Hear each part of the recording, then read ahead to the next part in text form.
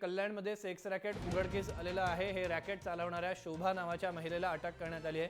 शोभा ही शिवसेना महिला संघटक आहे। शोभा जाधव असं तिचं नाव असून एका हॉटेलवर छापा टाकून पोलिसांनी ही कारवाई केलेली आहे।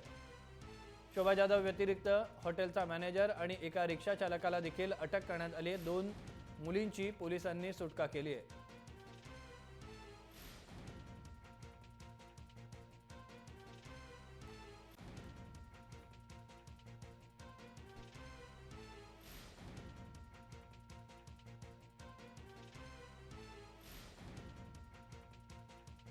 आपण कल्याण डोंबिवली परिसरातली ही बातमी बघतोय। शिवसेनेची महिला संघटक आहे जिला अटक करण्यात आली आहे। शोभा जाधव असं तिचं नाव असून तिच्या व्यतिरिक्त आणखी 2 जणांना अटक करण्यात आलेली आहे।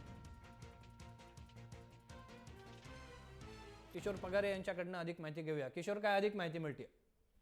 श्रीरंग, काल एचआरटीसीची वुमेन ट्रॅफिक यांची जी कारवाई झालेली आहे, या अंतर्गत त्यांनी शोभा गमलाडू उर्फ जाधव या महिलेला अटक केलेली आहे। ही महिला उल्हासनगर शिवसेना महिला संघटक आहेत अशी प्राथमिक माहिती मिळते।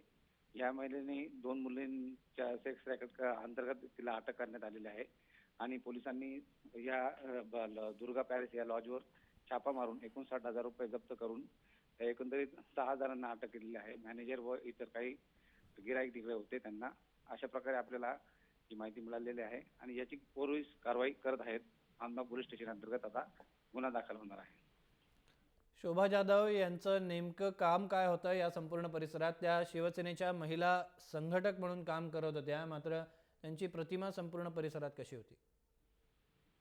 प्रतिमा एक संघटक म्हणून तिथल्या एरियामध्ये तर चांगली होती, परंतु आता जर त्यांचा हा धक्कादायक प्रकार समोर आल्यानंतर एकंदरीत हा शिवसेनेला मोठा धक्का आहे।